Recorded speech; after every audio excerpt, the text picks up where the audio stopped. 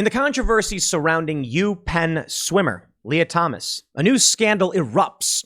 Leah Thomas was born male, transitioned to a woman, and is now a trans woman competing against biological females. In the latest story, the scandal is that this transgender swimmer colluded with another swimmer who was born female and is transitioning to be a man, a trans man. They colluded so that the biological female would win and thus create the narrative that a biological female could beat a biological male if the person was doing some kind of gender transition. I don't know exactly what the stated goal would have been of this collusion, but certainly someone is actually saying they believe this is the case because the biological male swimmer typically has a better swim time and only lost by underperforming. I don't know about any of this stuff. And I got to be completely honest with all of you guys. I don't think most of you care. I really, really mean it. Look. A lot of people on the left accuse me of chasing views and all that stuff, and I repeatedly tell people, I talk about what I think is interesting, and I talk about what I think is important, and I talk about things that I have thoughts on. Here's the reality. Doing segments on this controversy does not generate a lot of traffic. I just don't think people really care enough, but I also think that's an important part of the story, and it's why I want to talk about it. Why don't people care about a biological male competing against biological females? It's been 10 years. Joe Rogan's talked about it ad nauseum. We get it. We get it. You know, you had the story of Fallon Fox, who was in UFC beating females, biologically male, but these women did not know that Fallon Fox was trans. One woman said that she had, I believe her skull was fractured. And now we have this story, and here we go again. There's another reason why I think most people don't care, or a lot of people don't care. And I think it has to do with the fact that we're winning. And what I mean by we is those who believe in civil rights, those who recognize that people around the world are different. It's true. Not too different. Not different so that we would have, we would discriminate. No, that's all wrong. But different to where we would recognize that maybe we should have at least some, policies in place to recognize the differences. It's very difficult to navigate this because the reality is sometimes there's discrimination and we recognize why that's a good thing. And I mean it. For example, we discriminate against men going into women's bathrooms, or at least most people around the world do. But now we're seeing that shift where you have people who think we should not discriminate in that capacity. We have discrimination in that when it comes to sports for females, we tend not to allow males to compete against them, even though females are allowed to enter the top level divisions because they're not segregated by gender. The point is, we look at the fact that on average, a biological female has a lower center of gravity, lower bone density, less collagen, wider hips, and we say, okay, for that reason, we've determined that there is a category where we are going to keep the group separated, but we want to make sure that everyone has an equal opportunity. And you see where that becomes problematic. The idea of separate but equal. This is where the whole thing becomes particularly challenging. Back in the day, a lot of the same arguments used about gender segregation were used for racial segregation. However, I think it's fair to point out that racial segregation for for most people is patently absurd. Just because someone has a different skin tone or skin color, that's not a good reason for segregating people. Now, when it comes to human biology, there's still issues with gender segregation to a certain degree. I completely agree with that, but it makes a bit more sense just because there are more pronounced biological differences. The reality is these are difficult moral questions. And those of us that believe in equality and want everyone to have an equal opportunity will recognize it is interesting when you segregate based on gender. Which brings me to the main point here. What we're seeing here is not solving for these problems. The UPenn swimmer competing against females only makes the problems worse and actually discriminates against biological females because those females, for many reasons, aren't able to compete in the top level divisions. Now, I think at the universities, it is gender segregated men and women. But for like major league sports, biological females are allowed to compete in major league sports. I guess what I'm trying to say is, the situation is nuanced. I'm not a fan of discrimination. I'm not a fan of segregation. So I look at gender segregation and think, well, you know what? It's not so much about the principle of segregation. It's about maximizing the opportunity and potential for individuals to make sure they aren't second-class citizens.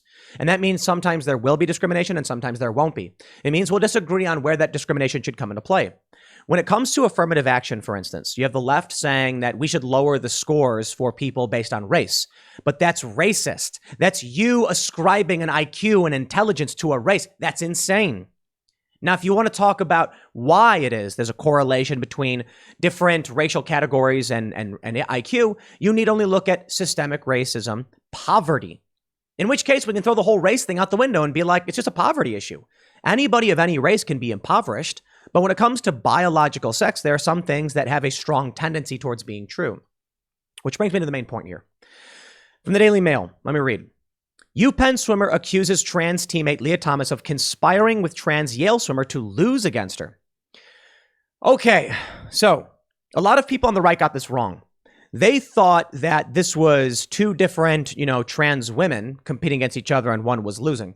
This is a biological female who is transitioning, beating a biological male who is transitioning. Here's the problem with what the left is doing. And I'm not going to pretend like there's a simple answer here because I'm trying to navigate that space and explain, where we draw the line and what we accept. And even I have to admit, it is complicated, it is confusing, and there are hard moral questions on why we accept some discrimination and not others when we complain about the woke leftists wanting to push it, have more segregation. Ultimately, I think it comes down to world perspective and personal morality. I really, really do. And it's tough. It is. It is absolutely difficult to navigate. Here's my point. I look at this story and I see the outrage. But what I don't see is the outrage from the left that a man is competing against women. I'm not talking about Leah Thomas. No, from the left's perspective. The right would criticize Leah Thomas, who's biologically male, for competing against biological females. I think it's also fair to point out that this other individual, I think, is named Isaac. Let me make sure I get the names correct. A Yale transgender, Isaac Hennig. Isaac Hennig was born female but identifies as a man, in which case, from the left's perspective, a man is competing against women. Why is there no outrage? That's the problem. Trying to navigate this space, I can absolutely acknowledge is difficult.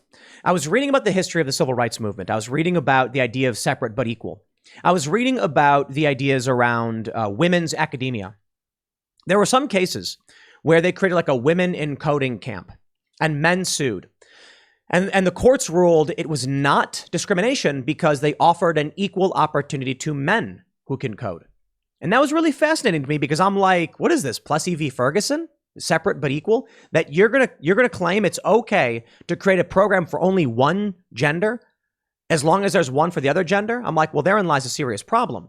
We should not have that segregation if that was the same argument used against race. That's a really good point.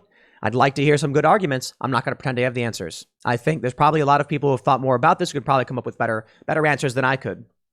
But then it brings you to the question of locker rooms. It brings you to the question of bathrooms. If there is a bathroom and someone needs to use it really, really bad, and this is a really interesting point because check this out. I'm in New York City, all right, true story, and I go to Whole Foods at Union Square. You go upstairs and there's an eatery, and there's a men's room and a women's room. The line to the women's room has like 30 women coming out of it, waiting. Don't ask me why. Women take longer in the bathroom. There you go. Men don't. But there's no line to the men's room. So what happened? Women started going into the men's room. No one cared. I thought it was interesting. There have been instances where, I've been at restaurants and there will be like a men's room and a women's room, and the men's room will be full and someone will go, just use the women's room. No one's in there. Very few people care. I'm sure some people do, because I'm sure there are a lot of women and men who don't want, the opposite sex in there with them. But I find it interesting. If there is a bathroom available and you have a bathroom emergency and someone says you are not allowed to use that toilet because it's segregated by gender, they're denying you access to a public accommodation under the pretense that another one is available. But what if it's not available? In fact, what if one of the bathrooms breaks? So these are difficult questions. I mean, I think for the most part, there are a lot of people who just have a traditional view or a progressive view. That I'm trying to navigate. The problem I have is when the right comes out and they talk about segregation by gender. They say it's quite simple. If you line up all men and all women next to each other in a room, you will see a tendency by height. The women will tend to be the shortest and the men will tend to be the tallest every single time. That is not true necessarily based on race, but also is somewhat true too, which is why I actually think there's a good question in what are the reasonings for gender segregation. I suppose the issue is women predominantly being the victims of violent crime perpetrated by men, women predominantly being victims of violent crime, sexual crime perpetrated by men. When it comes to race, that's not actually true. And I know you're going to get a lot of people who on the surface will try and argue it is, but the reality is crime is driven by poverty. And therein lies a big distinction for me. I certainly look at all the data. I know there are a lot of people who say, look, this one racial group commits more crimes against that racial group. And I'm like, yes. But are we talking about poverty? And is race superficial? Maybe it's not. I don't know. I think based on all the research I've done, it is. And particularly because the neighborhood I grew up in being mixed, mixed race poverty areas, we saw crime across the board. And it was basically due to poverty. In fact, I knew more people doing crack who were white than black, even though there's there's a trope and a racist stereotype. I genuinely, in my opinion, think the racial segregation stuff doesn't make sense because it's a tendency towards skin tone. And especially when you get into race mixing, you have tremendous nuance. Someone who is, 75% one race or another, how are you going to come and tell me that this person is a definitive, race or whatever? Which brings me to gender. 98%. It is binary, or what we would say is bimodal. It's bimodal, meaning that it is an overwhelming tendency towards one or the other with some nuance in the middle, but that some nuance is microscopic. When it comes to race, there's tremendous nuance. You could look at someone from, Haiti and they could have an average height, and then look at someone from, South Africa and they could have a different height. You could look at someone from Somalia. They tend to be shorter. And so it's not even a race thing necessarily. Now we're talking about regional differences and how do you identify someone based on race. That's the problem. I recognize those problems when it comes to gender segregation as well. I recognize that someone, say like Blair White, for instance, who looks as female can be. If Blair walked into the men's room, I'm sure people would think immediately that a female is walking in the men's room, and then there are questions to be asked. So this is why I think, a fair assessment of everything would be, can we have an honest conversation and break down what we mean, why we mean it, and what we want? I genuinely believe there are some people who are trying to adequately navigate this and be fair. And I also think there are many people on the left who are acting in bad faith and just want to break the system. But we're trying to have a system. And I think the people on the right, for the most part, just want to maintain the system. Sometimes the maintenance of the system is a bad thing. Sometimes the system does bad things and needs to be called out, and people on the right are just willing to support it. Same is true to a certain degree to the left. Let me slow down and just put it this way. There's important nuance and there's difficult questions here. I think I've made that point. But where is the left to call out the fact that if they think a trans man is a man, that a man is competing against women? Should that not be a part of their system? And I think that's where we can see the emperor has no clothes. They don't criticize this. They don't call it out because they don't care about it. Further, I would be interesting to see people on the right asking the exact same question, because that strikes the heart of what the left has been arguing. Well, let me bring you here. It's difficult. It's the only real way to put it. Me thinking about this stuff and trying to map out the logic and the systems at play, it's damn near impossible. It really, really is. And it's just that it's so nuanced. I know a lot of people would say, no, it's not as cut and dry. You're a man or a woman. All right. I think it really comes down to just worldview. People in any political tribe are willing to ignore or support certain ideas. But I also think out of sight, out of mind. Some people who don't know certain things probably won't consider that when it comes to these systems. So what we end up seeing is that there is one system, there's another system. They don't agree with each other. They're fighting with each other, and they're not going to work together. And therein lies the underlying consideration that we may be heading towards some major conflict. The left is openly okay with anyone competing against anyone. It seems like they're lying when they talk about certain ideas because they don't call out the broken system on their own end. On the right, it seems to be fairly obvious. If someone is male, they're male, compete against men. If someone is female, they're female, they compete against female. That we understand. When it starts getting into the hard nuance, the right tends to say, we have to recognize that there's going to be holes in the system and we're going to ignore some of that. but for the most part, try to maintain, the highest, the total amount of synchronicity, the total amount of structure. Here's where we are, though. I think most regular people don't agree with the left's worldview. The Daily Mail says, they're crying on the pool deck. Parent of UPenn swimmer says his daughter has lost spots in races because of trans athlete Leah Thomas, and teammates are really unhappy as he demands USA Swimming tightens rules after NCAA cop-out. Look, there are people with expectations. They build their lives based on those expectations. When those expectations are changed or denied, people get mad about it. I'm sure that was true for people who wanted racial segregation, including these critical race theorists like, Derek Bell and Kimberly Crenshaw. They grew up expecting a certain level of segregation, and then it was taken away and the whole system changed, and what they prepared for was different. I think people don't like radical change because it upends their plans, and people are trying to plan to survive. I think that's true for most humans. This is it's an impasse. And I'll stress that point again. On the right, there tends to be a system, but it has pitfalls. There are questions that sometimes are difficult to answer. The left exploits these to try to manipulate. I'll give you an example. Matt Walsh went on Dr. Phil. He asked some non-binary individuals to define the word woman, and they would not. Instead of doing that, they just threw a question at Matt Walsh, who refused to play their game, and it was really well done. He said, I have answered your question. Now you answer mine. What is a woman? And they said, I can't define that. I'm not a woman. And he said, well, you used the word. What did you mean by it? Yeah. So I have a tendency as, to understand and lean towards the right due to logic. The left seems to be illogical. And if it's illogical, it can't survive. It can't be maintained. Man, it's a difficult subject, I'm sure a lot of people are probably confused, and I got to be honest, I am too, but I feel like I'm having trouble, mapping this path out because it's so broken. But I'll try and put it this way. I'm looking outside at the moment, I can see a deck that we built, and we can see where certain pieces of wood go and why they were put there and why nails were put in certain places.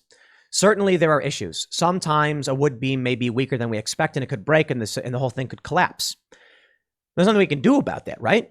We recognize there's holes in the system that we try to navigate against. That's true for, Matt Walsh, as well as most conservatives when it comes to gender segregation. We recognize that it's not a perfect system and that there are some holes we'll try to navigate to do our best. But typically, when we build a system based on logic, it tends to work. 99% of the time, it works. The left would look at the deck and say, hey, what if the wood is rotted? We shouldn't build a deck this way. And I'd be like, almost every single deck is built this way. Sometimes they fail, but why would we stop applying our mathematical structure simply because sometimes there are margins of error? That's what the left does. They say to Matt Walsh, some women can't have babies. Would you say they're not women? And Matt said before this, it goes down to your bones and your DNA. You can dig up a skeleton 100 years later and know if it was male or female. And he's right. The reality is, though, you can dig up a skeleton 100 years later and know if it was Black, Asian, Latino, Caucasian as well. And that's a really good point. The gender stuff, I think, is absurd and more easily answered. The race stuff, not so much. There are biological differences between races. I was watching Young Justice. It's a DC show on HBO Max. And they do this whole story arc about Martians and racism. I was surprised that first they tried making Lex Luthor Trump. And I said it was stupid because it detracts from Lex's cunning. And I had people responding to me being like, Tim, you're wrong. President Lex has been an ongoing storyline. And I say, how dare you? I know about the President Lex storyline. What I'm saying is that what they did was they made Lex Luthor dumb. They were trying to make him out to be inept, to make him look like Trump. Lex Luthor, what makes him a great villain is his cunning and his precision. Anyway, I digress. I mentioned that was surprising and disappointing. But what's really surprising was the Black Lives Matter terror angle they took. In the last season, the Martians are divided by 3 different races. There's red ones, green ones, and white ones. The white Martians are the minority, and they are oppressed by the green majority. And so one of them wants to kill all of the green majority. And I'm like, wow, I didn't expect them to pull a Black Lives Matter terror angle. But a point that was made in the movie, in the TV show, is that one of the villains laughs and says, all of your genetics are completely the same, save for one that changes your skin pigment. And for this you fight, ha ha ha. And I'm like, okay, sure, if that's an allusion just to a fictional race like Martians, but the reality is, I went to Thailand and I was taller than everybody. I went to Norway and I was shorter than everybody. You go to some countries, you know, like, I don't know what the average height is in France, but you can be white and be short. You can be white and you can be tall. You can be Asian and tall and you can be Asian and short, but there are tendencies. There's a meme where they talk about how we can look at skeletal formations and fairly accurately determine what the race of the person was. Sam Harris talks about this, that there are genetic differences in race, but just not enough, and there's too much. I think he was saying this, like there's more nuance there, but we need to take these things in consideration. I don't know a whole lot about it. I'm not a big fan of race science because it becomes more difficult when you try to base a person's inner being just based on, you know, the shape of their jaw or their, you know, skin color. That's where I draw the line and I say, that's dumb, man. It's values to me. I think politically it's the same for me, men and women. But then when it comes to, you know, sporting events, there's interesting questions about, do we see a lot of, you know, Thai runners? Do we see a lot of Thai baseball players or basketball players? Not as much, because there are differences in height on average based on, you know, where someone is from. I don't like the idea of race, which is typically skin deep for most people. They see it and they make assumptions about it to be that underlying factor. And the reason for that is we should respect the fact that people are all different, even if there are some, you know, differences in height or fast twitch or slow twitch muscles. I think it's just that when it comes to gender, it's more pronounced and it is a substantially higher tendency. So I guess I could put it this way. I don't have the answers at all. None whatsoever. I want to respect everybody and give them equal opportunities. And for that, I think it's fair to say that we allow women to try and enter any top-level league they want, and if they place, they place, because it's about equal opportunity. And then I have questions about having someone who is clearly larger and stronger competing against biological females. Maybe the issue isn't about testosterone. Maybe that's the wrong way we're looking at it. Maybe we would just do height and weight divisions or muscle divisions. But what's one person said is, it's not about gender segregation or you know, or any of this. What we're having is low T versus high T. And then to me, I'm just kind of like, none of this makes sense. If you reduce a system to its finest points, the whole thing collapses. And maybe that's the issue. Maybe there is no pedestal for which we reach and stand upon and say, this is the happy medium. Maybe the reality is there will always be something someone is concerned about and challenges, and there's no way to deal with it. Unless everyone was the same height, the same race, the same gender, or whatever, there's not going to be real equality. To put it simply, I don't think I've solved any problems nor made a whole lot of sense in this segment, to be completely honest. I've thought about this, I've read about this, and I do think there are interesting points brought up by the left that need to be entertained. And I do think there's important points brought up by the right about the degree to which we're willing to tolerate margins of error. And then I think about it and I'm like, man, it's not an easy thing to navigate, to be completely honest, or whatever. I guess I'll just say this. The one thing that really got me thinking about all this is that this Isaac Hennig person is identifying as a man, but competing against women. Based on the left's own ideology, that shouldn't make sense. That shouldn't be allowed. I'll leave it there. Next segment's coming up at 4 p.m. over at youtube.com/Timcast. Thanks for hanging out, and I'll see you all then.